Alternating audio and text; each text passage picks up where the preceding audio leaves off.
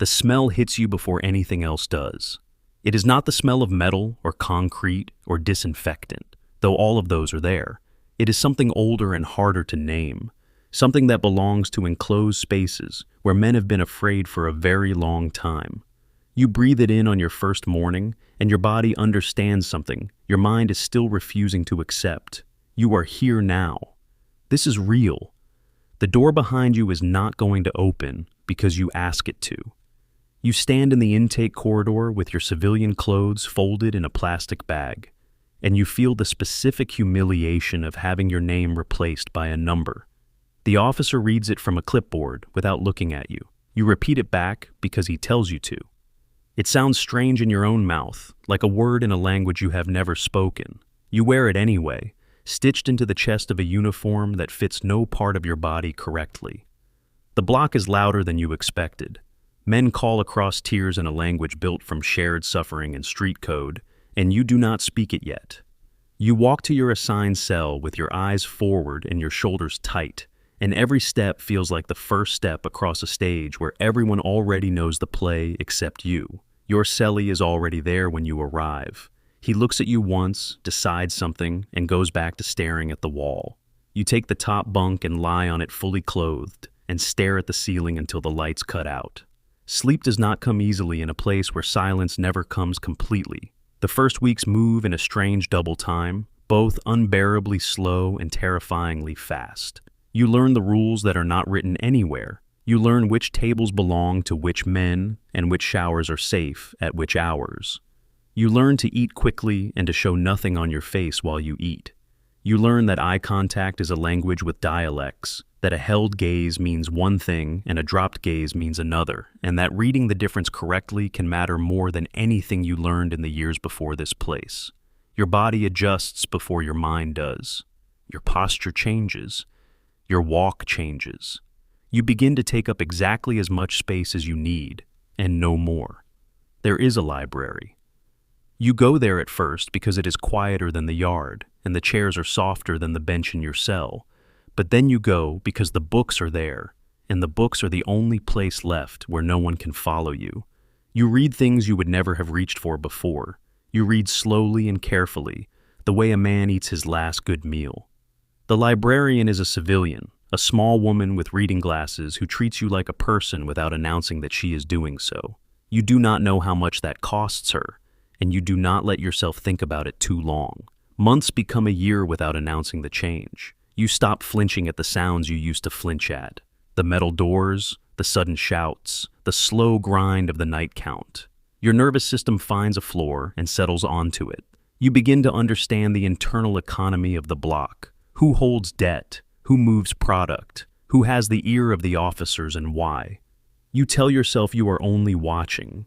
You tell yourself that knowledge is not the same as participation, but you are already inside the thing you are only claiming to observe. The moment that changes everything comes on a Thursday in February, in the rec yard, under a sky the color of old cement.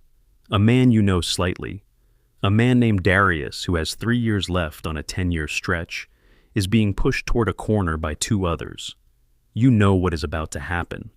You know it, the way you know weather now, by reading the air before the rain. You have a choice, and the choice is simple in its structure and impossible in its weight.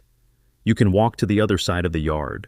You can keep your head down and your hands clean and tell yourself that survival requires neutrality. Or you can step forward. You step forward. You do not throw a punch. You do not have to. You simply place yourself in the geometry of the situation in a way that changes what is possible. And the 2 men recalibrate and move away with the particular patience of people who know time is on their side. Darius does not thank you. He nods once, barely, and that is the entire transaction. But something has shifted in the invisible architecture of your world. You have made a declaration without speaking a word. By the next morning, the block knows what you did, and you are no longer a man that people look through. Power in a place like this is not loud. It does not announce itself. It accumulates the way silt does, quietly, invisibly, until one day you realize the riverbed has changed shape entirely. Men begin to bring you small things, information, requests. You begin to arbitrate disputes that would otherwise become violence, not because anyone appointed you, but because a certain kind of authority fills whatever vacuum it finds. You tell yourself you are keeping the peace, and you are. But you are also building something, and the thing you are building has weight. The compromises come slowly and with very good reasons attached to them. You look at the other way on something small. You pass a message you know you should not pass. You allow a debt to be settled in a currency you would once have refused to touch. Each step is incremental. Each step has a logic you can defend in the privacy of your own thoughts.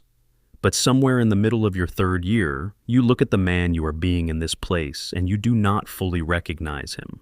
He is capable and calm and respected and dangerous, and he has built that position on a foundation you would not have been willing to lay when you first arrived. There are nights when the weight of it presses down. You lie on your bunk and run the accounting in your head. What you came in with, what you still have, what you have given away in exchange for safety, for standing, for the small mercies of a life lived inside these walls. The math does not always balance. There is a version of yourself that exists only in memory now, a younger and rawer version, and you visit him sometimes in the dark, the way you might visit a grave. Not with grief exactly, with something harder to name. Your appeal is denied in your fourth year. You read the letter twice and fold it carefully and put it in the box under your bunk where you keep the things that matter. You do not cry. You are not certain you could anymore, not the way you once could, not the full and unguarded way of a person who still believes that tears change something. The years after that arrive with less ceremony.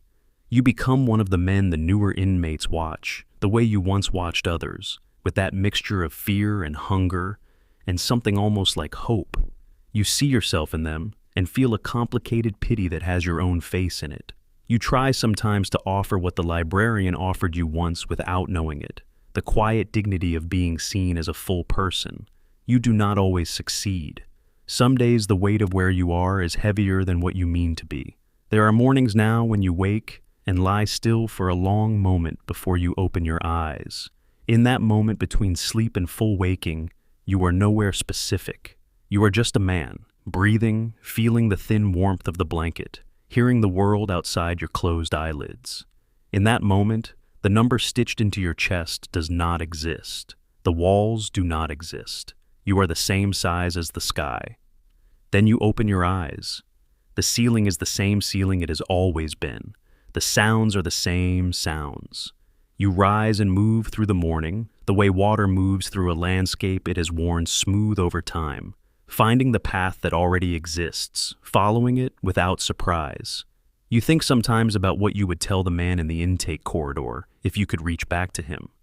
You think about what warning would have been worth giving, what truth would have landed, what single sentence might have changed the trajectory of all the years that came after. But you are not sure the man you were then could have heard what the man you are now would say.